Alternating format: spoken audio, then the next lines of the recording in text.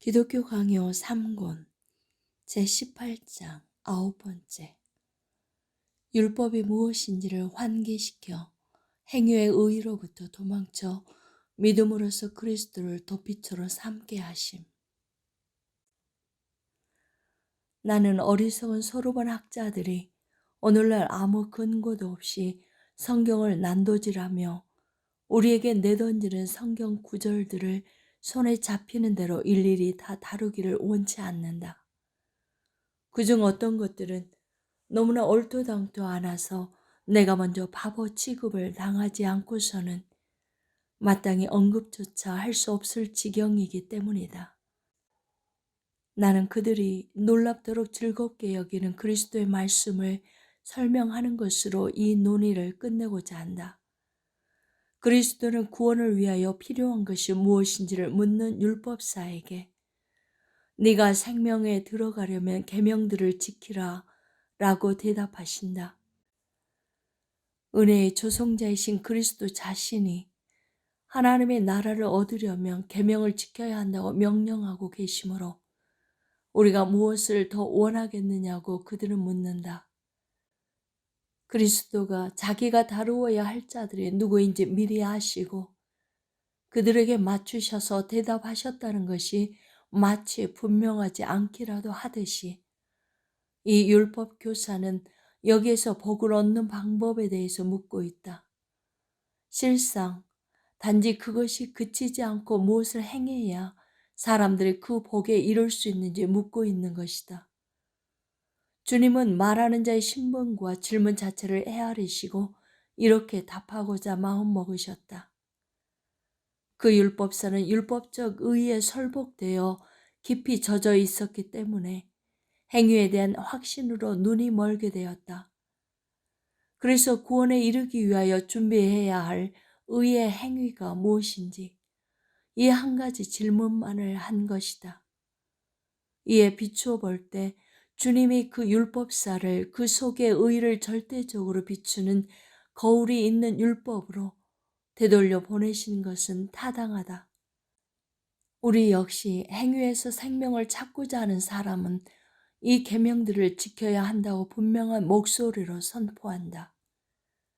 그리스도인들은 다음 교리를 필히 알아야 한다. 만약 자기들이 생명의 길을 벗어나 사망의 구렁텅이에 던져지게 되었다는 것을 인정하지 않는다면 어떻게 그들이 그리스도께 도망칠 수 있었겠는가? 그들에게 먼저 생명의 길이 어떤 것인지에 대한 이해가 없었다면 어떻게 그들이 그것으로부터 그토록 멀리 떠나 방황하고 있다는 사실을 깨달을 수 있었겠는가? 그러므로 그들이 율법을 준수하는 데 포함되어 있는 하나님의 의와 자기들의 삶 사이에 얼마나 큰 괴리가 있는지를 구별하지 못한다면 어찌 구원을 회복하기 위하여 그리스도를 도피처로 삼아야 된다는 권고를 받아들이게 되겠는가? 요컨대 만약 우리가 행위에서 구원을 찾는다면 우리는 완전한 의에 이르도록 가르침을 받게 되는 계명들을 지켜야 한다. 그러나 여기에서 멈춘다면 우리는 필히 도중에 실패할 수밖에 없다. 왜냐하면 우리 가운데 그 누구도 능히 계명들을 지킬 수 없기 때문이다. 그러므로 율법의 의로부터 배제된 우리는 또 다른 도움을, 즉 그리스도를 믿는 믿음을 부여받아야 한다. 그렇기 때문에 이 본문에서 주님은 한 율법 교사가 행위에 대한 헛된 자부심에 힘이 부풀어 올라 있음을 아시고 그에게 율법이 무엇인지를 다시금 환기시켜 주심으로써 그가 영원한 사망의 무서운 심판에 부속된 죄인이라는 것을 배우게 하셨다.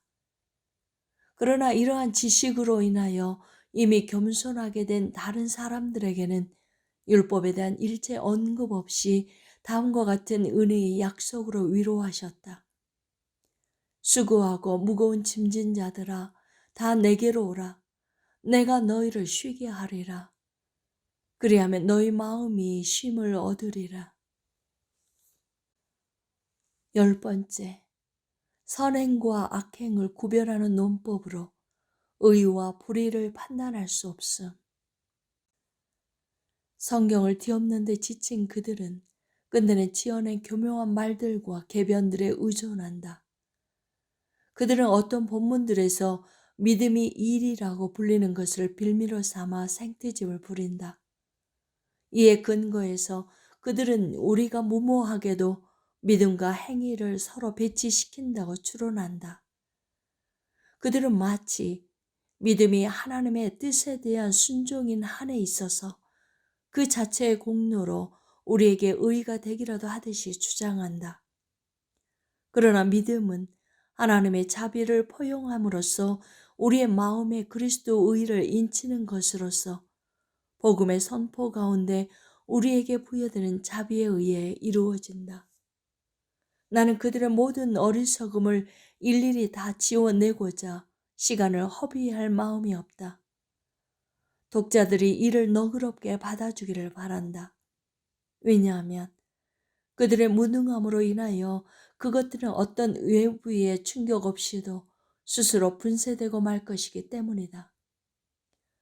그러나 그들의 한 가지 반론은 진리를 닮은 듯해서 경험 없는 사람들에게 곤란을 야기할 수 있으므로 여기에서 짚고 넘어가고자 한다. 그들은 상식의 가르침을 들먹이면서 서로 상반되는 것들에는 동일한 규칙이 적용되어야 하므로 각각의 죄가 우리에게 불의가 되어 돌아오듯이 각각의 선행 역시 그 의의가 우리의 칭찬거리로 돌려져야 형평에 맞는다고 주장한다. 어떤 사람들은 이러한 입장에 맞서 사람들에 대한 저주는 그들에게 고유한 불충, 그 한 가지로부터 나오는 것이지 개별적인 죄로부터 나오는 것이 아니라고 주장하지만 나는 이에 만족하지 못한다. 불신앙이 모든 악의 근원이며 뿌리라는 것에 대해서는 그들과 나의 입장은 확실히 일치한다. 불신앙이 하나님으로부터 멀어지는 첫 번째 배역이며 율법에 대한 개별적 위반들이 그것에 뒤따른다는 점에서 그러하다.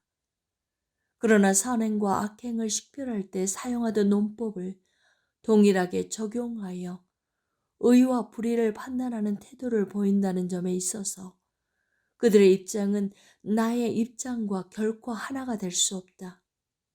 왜냐하면 율법에 대한 완전한 순종이 없다면 행위의 의의가 있을 수 없기 때문이다. 그러므로 일생 동안 동일한 마음을 품고 이를테면 직선과 같은 율법을 쉼없이 영구적으로 뒤따르지 않는 이상 당신의 행위로서 의롭게 되는 것은 일어나지 않는다. 단 한순간이라도 그 직선에서 벗어나게 되면 당신은 즉시 불의에 빠져들게 된다. 이에 비추어 볼 때 의의는 한 가지 혹은 몇몇 소수의 행위가 아니라 꺾임과 지침이 없이 하나님의 뜻을 준수하는 데 기인함이 분명하다.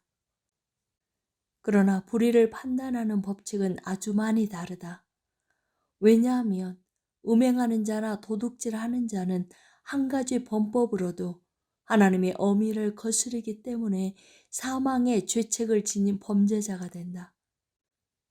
우리의 맞서는 이들 괴변는 자들이 걸려 넘어지는 것은 누구든지 온 율법을 지키다가 그 하나를 범하면 모두 범한 자가 되나니 간음하지 말라 하신 이가 또한 살인하지 말라 하셨은즉이라는 야고보가 전하는 말씀에 주의를 기울이지 않기 때문이다. 따라서 사망의 모든 죄 하나하나에 대한 의로운 사기라고 우리가 말한다고 해서 불합리한 것처럼 여겨서는 안 된다. 왜냐하면 각각의 죄에 마땅한 것은 하나님의 의로운 분노와 보복이기 때문이다.